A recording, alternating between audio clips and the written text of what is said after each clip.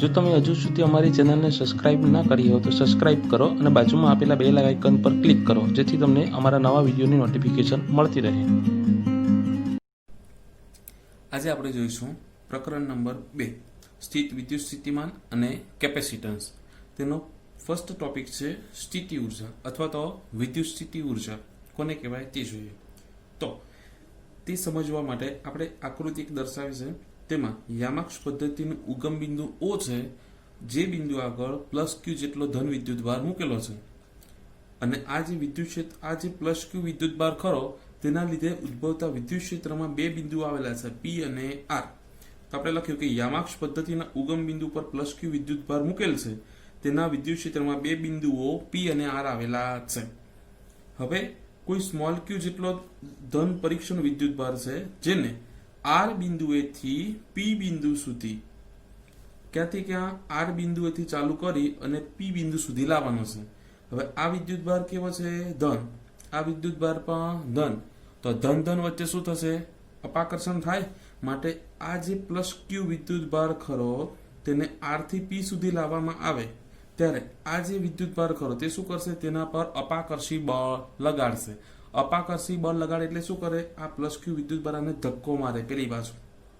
તો એ જે આ +q વિદ્યુતભાર આના પર બળ લગાવે છે તે બળની વિરુદ્ધ દિશામાં આપણે એક બાહ્ય બળ લગાડવાનું છે અને તે બાહ્ય બળની અસર હેઠળ આ +q વિદ્યુતભારને R બિંદુથી P બિંદુ સુધી લાવવાનો છે। તો આપણે મેન્શન કરીએ કે કોઈ +q જેટલા પરીક્ષણ વિદ્યુતભારને R બિંદુથી P બિંદુ સુધી +q વડે લાગતા અપાકર્ષી બળ +q વિદ્યુતભાર આના પર જે બળ લગાવશે વિદ્યુત બળ F ઇલેક્ટ્રિક ફોર્સ અને તે કેવું હશે? અપાકર્ષી બળ ની વિરુદ્ધ દિશામાં બાહ્ય બળ। આ જે અપાકર્ષી બળ લાગે તે કઈ દિશામાં લાગશે? ઉપર તરફ, એને ધક્કો મારતી દિશામાં। તેની વિરુદ્ધ દિશામાં એટલે કે નીચે આવતી દિશામાં। વિદ્યુત બળ કઈ દિશામાં હશે? P થી R તરફ, કેમ કે ધક્કો મારે છે। અને જે બાહ્ય બળ ખરું તે કઈ દિશામાં છે? R થી P તરફ ની અસર હેઠળ લાવવામાં આવે છે। શું કીધું? કે જે વિદ્યુત બળ લાગે છે P થી R તરફ તેની વિરુદ્ધ દિશામાં અપાકર્ષી બળ લગાવી અને આ સ્મોલ q વિદ્યુતભારને R થી P બિંદુ સુધી લાવવામાં આવે છે।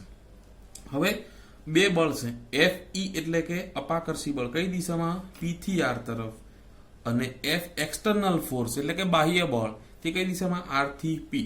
અહીં બંને બળના મૂલ્ય કેવા લેવાના છે? સમાન લેવાના। જેટલું અપાકર્ષી બળ લાગે તેટલું જ બાહ્ય બળ આપણે લગાડશું। એટલે કે F ઇલેક્ટ્રિક ફોર્સ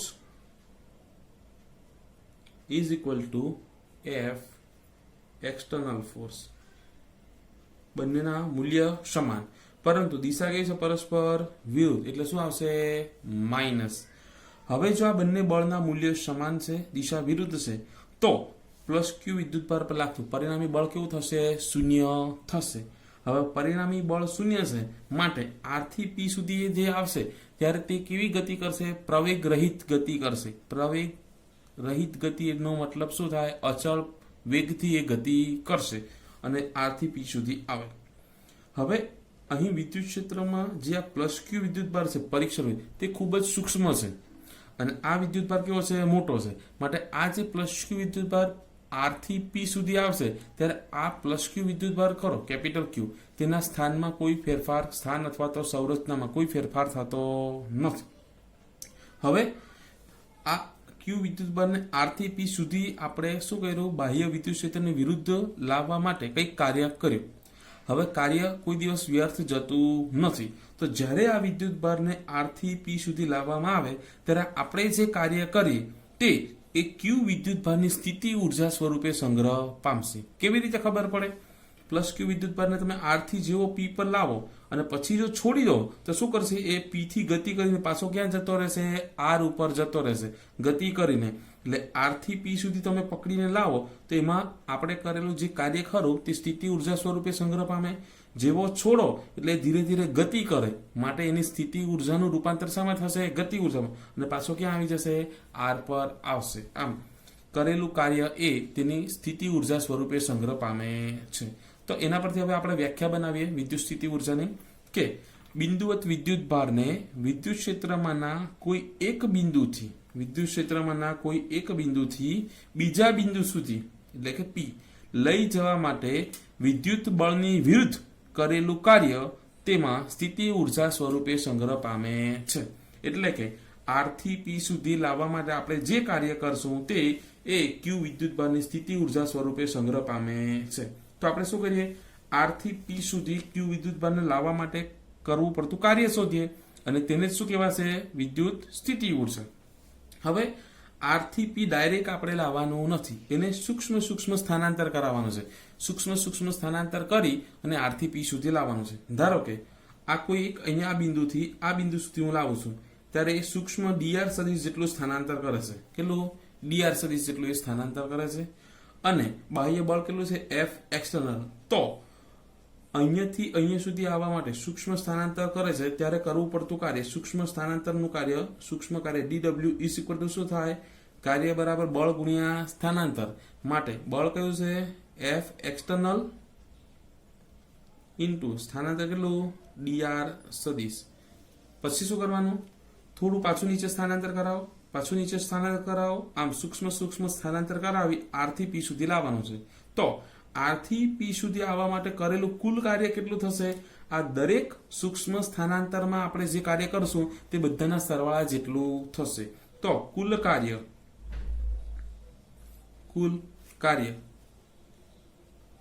ક્યાંથી ક્યાં સુધી આવવાનું છે? W R to P, R થી પી સુધી આવવા માટે કરવું પડતું કુલ કાર્ય એ શું થશે? આર થી પી વચ્ચે જેટલા પણ સૂક્ષ્મ સ્થાનાંતર થશે તે સૂક્ષ્મ કાર્ય થશે તે બધાના સરવાળા જેટલું થશે. કિંમત મૂકીએ, આર થી પી ડીડબ્લ્યુ ની કિંમત એફ એક્સટર્નલ ઇન્ટુ ડીઆર સદિશ. પરંતુ જે એફ એક્સટર્નલ ખરી તેની કિંમત તો કેટલો છે? એફ એક્સટર્નલ અને એફ ઈ બંનેના મૂલ્ય સમાન, દિશા વિરુદ્ધ. એટલે કે એફ ઈ હોય તો તેની જગ્યાએ તમે માઇનસ એફ એક્સટર્નલ મૂકી શકો ને એફ એક્સટર્નલ ની જગ્યાએ માઇનસ એફ ઈ મૂકી શકો. માટે એફ એક્સટર્નલ જગ્યાએ શું આવશે? માઇનસ એફ ઈ. તે માઇનસ હું આગળ લખું, આર થી પી એફ ઈ સદિશ ઇન્ટુ ડીઆર સદિશ. તો આ થઈ ગયું આર થી પી સુધી આવવા માટે વિદ્યુત ક્ષેત્રની વિરુદ્ધ કરવું પડતું કાર્ય. પરંતુ આપણી વ્યાખ્યા શું કહે છે કે વિદ્યુત ક્ષેત્રની વિરુદ્ધ જે કાર્ય કરશું તેને શું કહેવાય છે? વિદ્યુત સ્થિતિ ઉર્જા. આમ આ જે આપણને કાર્ય મળે છે તેટલી જ સ્થિતિ ઉર્જા ક્યુ બિંદુને મળશે. ક્યારે? તે આર થી પી સુધી આવશે તો. આમ હવે જ્યારે કોઈ વિદ્યુતભાર આર થી પી સુધી આવે છે તો આર બિંદુ આગળ હોય ત્યારે એની સ્થિતિ ઉર્જા કંઈક હશે અને પી બિંદુ આગળ હોય ત્યારે પણ એની સ્થિતિ ઉર્જા હશે. પરંતુ જ્યારે આર થી પી આવે છે ત્યારે આપણે કાર્ય કરીએ છીએ અને આ કાર્ય તેની સ્થિતિ ઉર્જાના ફેરફાર જેટલું થશે. આમ કોઈ પણ વિદ્યુતભાર એક બિંદુએથી બીજા બિંદુએ જાય ત્યારે તેની સ્થિતિ ઉર્જાનો ફેરફાર, ધારો કે આર થી પી સુધી આવે છે ત્યારે એની સ્થિતિ ઉર્જાનો ફેરફાર કેટલો થશે? આર બિંદુ આગળની સ્થિતિ ઉર્જા માઇનસ પી બિંદુ આગળની સ્થિતિ ઉર્જાનો ફેરફાર એટલે બાદબાકી કરવાની. પરંતુ આ સ્થિતિ ઉર્જામાં કેટલો ફેરફાર થયો? આપણે કરેલા કાર્ય જેટલો, એટલે ડબલ્યુ આર પી. આમ સ્થિતિ ઉર્જાનો ફેરફાર એ કરેલા કાર્ય જેટલો હશે. હવે આ જે આપણું ઉપરનું સમીકરણ ખરું કે કાર્ય W R P is equal to minus integration R to P F E સદિશ ઇન્ટુ ડીઆર સદિશ. તો આ સમીકરણનો જમણો જે ભાગ ખરો તેના પરથી જોઈ શકાય કે આ કરેલું કાર્ય એ માત્ર કોના પર આધાર રાખે છે? આર અને પી ના સ્થાન ઉપર આધાર રાખે છે. એટલે કે તમે આર થી પી સુધી વિદ્યુતભાર લઈ જાઓ તો પ્રારંભિક સ્થાન કયું? આર. અંતિમ સ્થાન કયું? પી. તે બંને પર આધાર રાખે છે. તો અહીંયાથી તમે આર થી પી સુધી સીધા માર્ગ પર લાવો કે વાંકા ચૂકા કોઈ પણ માર્ગ પર લાવો, કરેલું કાર્ય કેવું થશે? સરખું થશે. આમ સ્થિત વિદ્યુત ક્ષેત્રમાં આપેલા વિદ્યુતભારને એક બિંદુએથી બીજા બિંદુ સુધી લઈ જવા માટે કરવું પડતું કાર્ય એ માત્ર તેના પ્રારંભિક સ્થાન અને અંતિમ સ્થાન પર જ આધાર રાખે છે. શાના પર આધાર રાખે છે? પ્રારંભિક સ્થાન અને અંતિમ સ્થાન પર આધાર રાખે છે. તે કયા માર્ગ પર લઈ જાઓ તેના પર આધાર રાખતું નથી. માટે આ જે વિદ્યુત ક્ષેત્ર ખરું તે કેવું ક્ષેત્ર છે? સંરક્ષી ક્ષેત્ર કહી શકાય. આમ વિદ્યુત ક્ષેત્ર સંરક્ષી ક્ષેત્ર છે. કેમ કેમ કે વિદ્યુત ક્ષેત્રમાં કરેલું કાર્ય એ માત્ર પ્રારંભિક અને અંતિમ સ્થાન પર આધાર રાખે, પસંદ કરેલા માર્ગ પર આધાર રાખતું નથી. તો માટે આપણે લખશું કે વિદ્યુત ક્ષેત્ર એ સંરક્ષિત ક્ષેત્ર છે.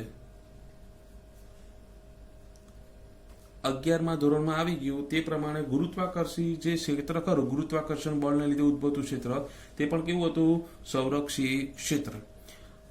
અને વિદ્યુત ક્ષેત્ર પણ કેવું છે? સંરક્ષિત ક્ષેત્ર.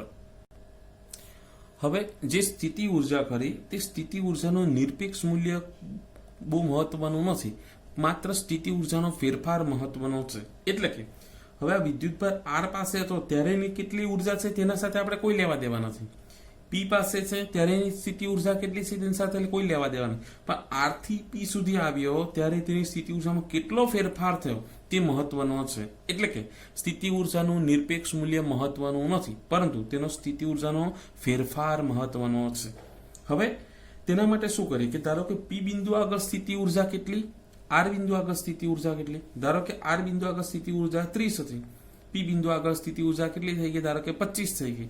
તો 30 માંથી 25 ગઈ તો એનો ફેરફાર કેટલો થયો? 5 નો થયો. તો હવે આર બિંદુ પી બિંદુ આગળ સ્થિતિ ઉર્જા કેવી રીતે શોધવી? તો એવું ધારવામાં આવે છે કે અનંત અંતરે જો કોઈ વિદ્યુતભાર હોય તો અનંત અંતરે તેની સ્થિતિ ઉર્જા કેવી થશે? 0 થશે. આમ કોઈ પણ વિદ્યુતભારની અનંત અંતરે યુ અને ઇન્ફાઇનાઇટ અનંત અંતરે સ્થિતિ ઉર્જા હંમેશા કેવી થાય? 0 થાય. હવે આપણે કીધું તેમ એક બિંદુએથી બીજા બિંદુ સુધી લાવવા માટે કરવું પડતું કાર્ય એ સ્થિતિ ઉર્જાના ફેરફાર જેટલું હોય. ધારો કે હવે કોઈક અનંત અંતર છે, અહીંયા બિંદુ છે કે જેનું અંતર કેવું છે? અનંત. તો હવે આ જે સ્મોલ ક્યુ વિદ્યુતભાર ખરો તેને અનંત અંતરે ઇન્ફાઇનાઇટ થી પી સુધી લાવવું, તો તેના માટે કરવું પડતું કાર્ય કેટલું થશે? અનંત થી ક્યાં સુધી લાવવું? પી સુધી.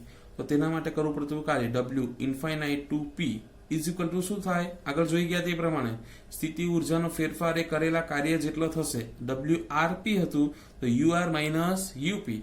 તો ડબલ્યુ ઇન્ફાઇનાઇટ અને પી છે તો પી બિંદુ આગળની સ્થિતિ ઉર્જા અને અનંત બિંદુ આગળની સ્થિતિ ઉર્જા એ બંનેના ફેરફાર જેટલી થશે. તો પી બિંદુ આગળની સ્થિતિ ઉર્જા માઇનસ અનંત અંતર આગળની સ્થિતિ ઉર્જા.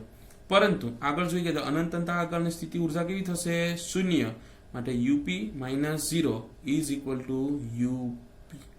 આમ વિદ્યુતભારને અનંત અંતરેથી પી બિંદુ આગળ લાવવા માટે કરેલું કાર્ય એ પી બિંદુ આગળની સ્થિતિ ઉર્જા જેટલું થાય.